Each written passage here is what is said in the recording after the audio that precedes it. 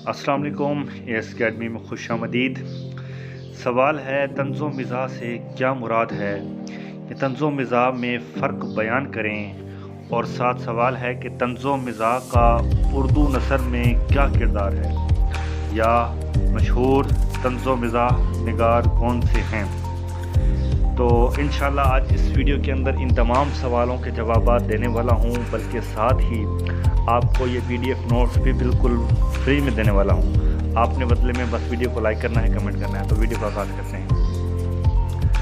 तो तंज़ो मिज़ाह में तंज़ से मुराद ताना, तमस्खुर या रम्ज़ के साथ यानी इशारे से बात करना है, जबकि मज़ाह से खुश तबई मज़ाक या ज़राफ़त मुराद लिया जाता है। ये इसका थोड़ा तारुफ था। अब मैं बात करता हूँ इसके लफ्ज़ी मानी क्या है। तो मिज़ाह के लफ्ज़ी मानी हंसी मजाक, जबकि तंज़ के मानी ताना या छेड़ की है। अब हम इसकी तारीफ़ करें तो ऐसी तहरीर जो आपको हंसने पर मजबूर कर दे, और इस तहरीर में तनकीद को मज़ाक का लिबास पहना दिया जाए, लेकिन इसके बावजूद कारी हंसने पर मजबूर हो जाए, तंज़ो मज़ाह कहलाती है। तो मज़ाक का मकसद लुत्फ़ अंदोज़ी है, मज़ाक का मकसद बहस लुत्फ़ अंदोज़ी, ठीक है।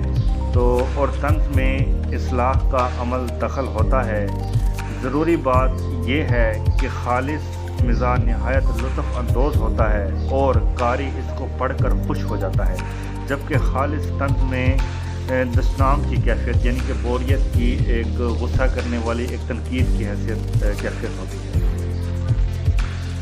तो उर्दू, अब बात करते हैं कि उर्दू नसर में इसका क्या किरदार है। तो उर्दू नसर में तंज़ो मिज़ाह का सरमाया वैसे तो बहुत मुख्तसर है, मगर इस मुख्तसर मवाद की कीमत बहुत ज़्यादा है।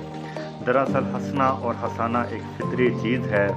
हर ज़माने में इंसान किसी न किसी तरीके से हंसता और हंसाता आया है। अदब के ज़रिए हंसाने का नाम ज़राफ़त कहलाता है। अब आला दर्जे की ज़राफ़त इसे कहा गया है जो ना सिर्फ़ इंसान को हंसाए, बल्कि इसके जहन में जाकर एक सोच पैदा कर दे। ज़राफ़त से खुशी तो हासिल होती है, मगर इसमें तंज़ो मिज़ाह के ज़रिए कारी का ये मकसद होता है कि वो ज़राफ़त से खुशी तो हासिल होती ही है, मगर इसमें तंज़ो मिज़ाह के ज़रिए अदीब का ये मकसद होता है कि वो कारी के दिल से बदी को ख़त्म करे और एक नेक नियति पैदा कर दे। इस बात को भी काफ़ी अहमियत दी गई है कि ज़राफ़त के अंदाज़ में कही गई बात हमेशा इंसान के दिल पर असर करती है। और जहाँ तक तंज़ो मिज़ाह का अब आगाज़ का ताल्लुक़ है, अब बात आगाज़ की होने लगी है, तो इसके निशानात हमें दास्तानों से मिलते हैं। और जिस दास्तान गो की पहली इशारा होता है वो मीर अमन की बाग़ो बहार है, लेकिन बाग़ो बहार के अंदर संजीदगी का अमल ज़्यादा दखल है और ज़राफ़त के नक़ूश कहीं दब कर रह जाते हैं। तो मैंने जो मीर अमन की बाग़ो बहार है, इसका भी मैंने वीडियो अपलोड किया है, डिस्क्रिप्शन में लिंक दूंगा, आप इसके बारे में मज़ीद पढ़ लेना। आगे चलते हैं। और इसी तरह फसाना, अजायब, तोता कहानी और अलिफ लैला में भी तंज़ो मज़ाह का कहीं ना कहीं दखल मौजूद है। मुख्तलिफ़ माहिरीन की तंज़ो मिज़ाह के बारे में इब्तिदा को मद्देनज़र रखते हुए मुख्तलिफ़ राय सामने आई हैं, मगर तमाम माहिरीन का इस बात पर मुकम्मल यकीन है कि तंज़ो मिज़ाह का बाकायदा आगाज़ उर्दू अदब के मारूफ़ मिर्ज़ा असदुल्ला खां गालिब के ख़तूत से आया है। इनकी तहरीर से यूँ महसूस होता है कि जैसे कोई आंसुओं के साथ मुस्कुरा रहा हो। मिर्ज़ाजी गालिब की तबीयत का एक नुमायाँ असर है। गालिब की ज़ाती ज़िंदगी का मुताला करने से यह बात सामने आती है कि इनका जो तर्ज़ ज़िंदगी रहा है, दिलजोई और दिल आसाई, इस बुनियाद पर कलम के ज़ोर पर जो भी इन्होंने लिखा है, इसके ज़रिए कारी को खुश तबई और राहत पहुँचाने की कोशिश की है। मिर्ज़ा की पूरी ज़िंदगी तंगदस्ती और मसाइब के साथ गुज़री है, जिसका इन्हें सामना था, मगर इसके बावजूद वो अपनी तहरीर में इस कदर इस खूबसूरती से बयान करते हैं कि इनमें कुछ इनके ख़तूत का जायज़ा लिया जाए तो ये बात सामने आती है जैसे لوگ روٹی کھاتے ہیں، میں کپڑا کھاتا ہوں۔